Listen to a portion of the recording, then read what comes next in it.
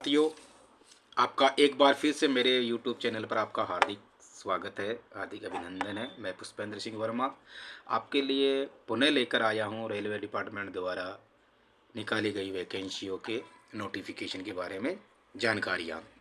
आशा करता हूं कि आप ज़रूर उसको फॉलो करेंगे और ज़रूर वो देखेंगे और आपके लिए एक बेहतर अच्छा मार्गदर्शन के लिए एक अच्छी साबित होगा ये नोटिफिकेशन, ये मेरी जानकारी है। तो दोस्तों, सीधे डायरेक्ट मैं आता हूँ आपके इसके रिक्रूटमेंट के जो रेलवे ने जो वैकेंसी निकाली है वो निकाली है, नोटिफिकेशन जारी किया है इसका रेलवे प्रोटेक्शन फोर्स से संबंधित आरपीएफ के थ्रू।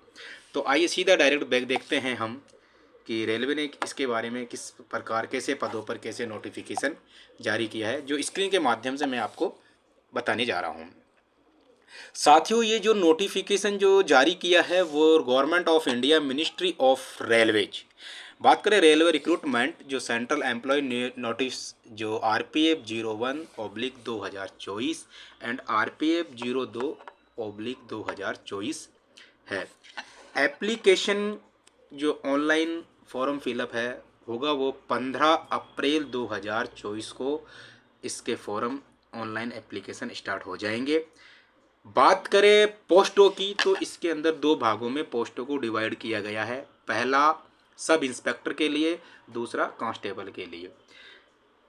टोटल पोस्ट जो है हमारी 4660 पोस्टें हैं। 4660 पोस्टों को भी दो अलग अलग भागों में विभाजित किया गया है। जो एसआई अर्थात सब इंस्पेक्टर की जो पोस्ट है वो 452 पोस्ट है और जो कांस्टेबल की जो पोस्ट है वो 4208 पोस्ट है।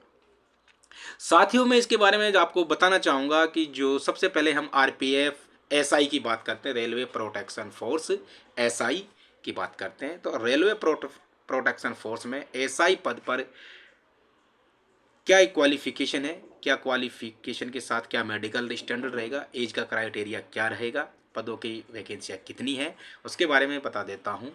ये जो हमारा आरपीएफ एसआई पोस्ट के लिए है इसका नोटिफिकेशन है 01/2024 और पोस्ट का नाम है एसआई सब इंस्पेक्टर, जो कि लेवल 6 पर काम करेगा, ग्रेड पे 4200 पर, जीपी जिसको बोलते हैं हम, जीपी मतलब ग्रेड पे, और जो 7 पे कमीशन के अनुसार उसको लेवल 6 कहा गया है।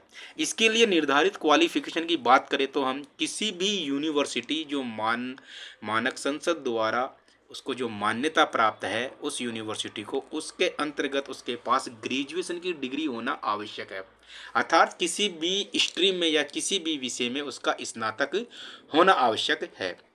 रही बात मेडिकल की, मेडिकल जो इसका होगा वो जो मेडिकल स्टैंडर्ड है वह B1 कैटेगरी का होगा। साथियों, रेलवे में क्या है कि कैटेगरीज वाइज मेडिकल होते हैं, जिस प्रकार जैसे असिस्टेंट लोको पायलट के लिए A1 category, A1 A2 B1 B2 C1 C2, इस तरह से मेडिकल की कैटेगरी डिवाइड की गई है। तो इस प्रकार जो हमारा ये एसआई का है उसके लिए जो मेडिकल स्टैंडर्ड है वह B1 कैटेगरी का होगा। एज क्राइटेरिया की बात करें हम तो जो हम सब इंस्पेक्टर पोस्ट की बात कर रहे हैं उसके लिए एज क्राइटेरिया रहेगा 1 जुलाई 2024 को 20 साल से कम नहीं होना चाहिए और 28 वर्ष से अधिक नहीं होना चाहिए।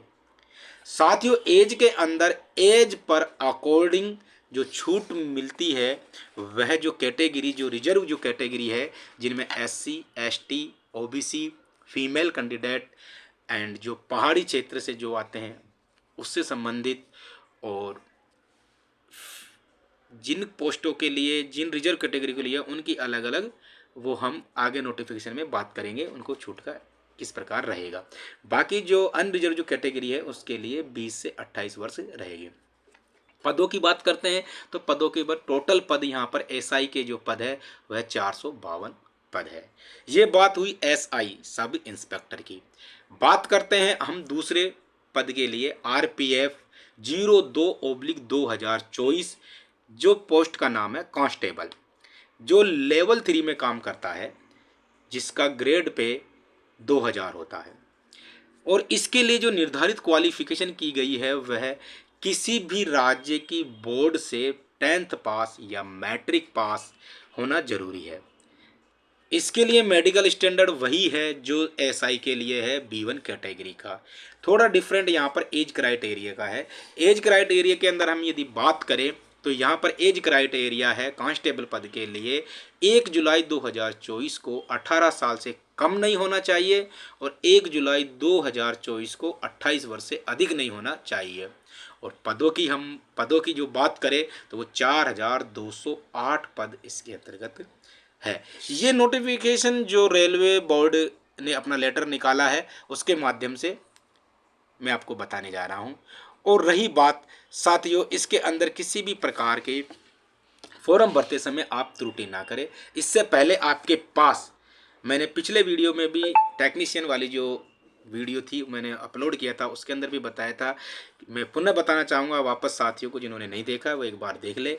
और यही कहूँगा कि आप किसी भी रेलवे से संबंधित कोई सी भी पोस्ट के लिए आवेदन करते हो तो आपके पास में निर्धारित रूप से आपके पास में 12 अंकों का आधार कार्ड या 12 अंकों का आधार कार्ड नहीं है तो आपके पास में रजिस्ट्रेशन की जो एनरोलमेंट स्लिप है वह होना ज़रूरी है। साथ ही एक ईमेल आईडी और अपना पर्सनल मोबाइल नंबर होना ज़रूरी है। इन तीनों के बगैर आप अपना फॉर्म लॉगिन नहीं कर सकते। मैं पुनः कहना चाहूँगा अभ्यर्थियों से कि आप ये तीनों तो must be necessary form fill up before. और साथ ही यदि आप मेरे चैनल पर यदि नए आए हो तो एक बार ज़रूर सब्सक्राइब करें ताकि आपको समय समय पर संबंधित भारत सरकार के अंतर्गत जितने भी डिपार्टमेंट आते हैं या राज्य सरकार के अंदर जितने भी डिपार्टमेंट जो भी वैकेंसी निकलेगी किसी भी प्रकार की, आपको उससे संबंधित फॉर्म फिलअप संबंधित एग्जाम संबंधित या उससे कोई भी क्वेरी होगी तो मैं आपकी उसकी समस्या के समाधान के लिए ज़रूर आपको जानकारी दूंगा उस चीज़ के लिए। तो साथियों अब हम पुनः आते हैं अपने इस पर। तो रही बात जो हमारे जो फीस का जो क्राइटेरिया रखा गया है फॉर्म फिलअप के लिए, तो वो बता देता हूँ मैं। जो फॉर ऑल कैंडिडेट जो रिजर्व कैटेगरी के अंतर्गत नहीं आते हैं उनकी फॉर्म फिलअप एग्जाम की जो है वह 500 रुपये है। यह फीस नॉन रिफंडेबल है। आपने एक बार लॉगिन सबमिट करने के फीस को सबमिट कर दिया गया तो उसके बाद में नॉन रिफंडेबल है। रही बात यहाँ यहीं पर बात आ जाती है रिजर्व कैटेगरी की। रिजर्व कैटेगरी की जो फीस है वह निर्धारित है 250 रुपये। रिजर्व कैटेगरी के अंदर हम बात करें SC ST ex serviceman female minorities economical backward class जो EBC, उसको EBC की जो बात आती है तो यहाँ पर इकोनॉमिकल बैकवर्ड क्लास है तो उसमें एक निर्धारित प्रारूप से आपको एक इनकम सर्टिफिकेट प्रोवाइड करना होगा, सबमिट करना होगा, तो ही आपको ये छूट का दावा कर सकते हो। इसी प्रकार SC ST के लिए है तो आपको अपना जो कास्ट सर्टिफिकेट है वो उचित फॉर्म में आपको भरकर सबमिट करना पड़ेगा। फॉर्म फिलअप के अंदर आपको अटैच करना पड़ेगा इस चीज़ के लिए। तो ये यहाँ पर जो रिजर्व कैटेगरी की फ़ीस है वो 250 रुपये है। साथियों हम बात करें एग्जाम संबंधित, RPF SI पोस्ट और RPF कांस्टेबल पोस्ट दोनों पोस्टों के लिए 3 तरह की एग्जामें होंगी आपके सामने। 3 तरह की एग्जाम जिसमें बात करें हम, जो एग्जाम होगी CBT की बात करें तो CBT का मतलब होता है कंप्यूटर बेस्ड टेस्ट, अर्थात यह एग्जाम जो कंप्यूटर बेस्ड होगी वो ऑनलाइन एग्जाम होगी, रिटर्न एग्जाम होगी। इस परीक्षा में आप उत्तीर्ण होने के बाद में आपकी दूसरी एग्जाम होगी PET फिजिकल एफिशिएंसी टेस्ट, शारीरिक दक्षता की जांच। इस PET एग्जाम को क्वालिफाई करने के बाद में फिर वापस आपकी होती है PMT फिजिकल मेजरमेंट टेस्ट, जिसके अंतर्गत मेडिकल संबंधित आपकी एग्जाम हो गई। ये तीनों एग्जाम करने के बाद ही आप आगे की सीढ़ियों के लिए सोपान के लिए एग्जाम को क्वालिफाई कर पाएंगे साथियों। और आप इन पदों का विवरण आगे और भी मैं अगले वीडियो के अंदर नोटिफिकेशन के साथ में पूरी संपूर्ण फॉर्म भरने की पूरी संपूर्ण जानकारी आपके उसमें डालूंगा। और ये जो पोस्टें हैं वो पर्टिकुलर एक बोर्ड की नहीं है, ये समस्त बोर्डों की इसके अंदर इंक्लूड है। जैसे कि हम बात करें RRB अहमदाबाद, अजमेर, बेंगलुरु, भोपाल, भुवनेश्वर, बिलासपुर, चंडीगढ़, चेन्नई, गोरखपुर, गुवाहाटी, जम्मू, कोलकाता, मालदा, मुंबई, जो भी जितने भी ये 21 RRBs है, 21 RRBओं के अंदर इन पोस्टों को बांटा गया है क्योंकि ये total all over post of ministry of railways की 4660 पोस्ट है और 4660 पोस्टों को 2 भागों में बांटा गया है। SI के लिए 452 पोस्ट है और कांस्टेबल के लिए 4208 पोस्टें हैं। और अगले वीडियो में मैं आपको लिए डालूंगा फॉर्म को कैसे फिलअप करना है, कैसे क्या करना है और आपको क्या तैयारी करनी है, एग्जाम से संबंधित कैसे कैसे पेपर्स पढ़ने हैं, क्या पढ़ना है क्या नहीं पढ़ना है, उसके बारे में मैं आपको ज़रूर बताऊंगा। तब तक के लिए आप इसके बारे में और पढ़ते रहिए, देखते रहिए, और मेरे चैनल पर यदि आप नए आए हों तो आप लाइक करें, शेयर करें, सब्सक्राइब करें, ताकि आपको समय समय पर जानकारियाँ मिलती रही। तो दोस्तों, मुझे कमेंट सेक्शन में ज़रूर बताना कि ये जानकारी कैसी रही।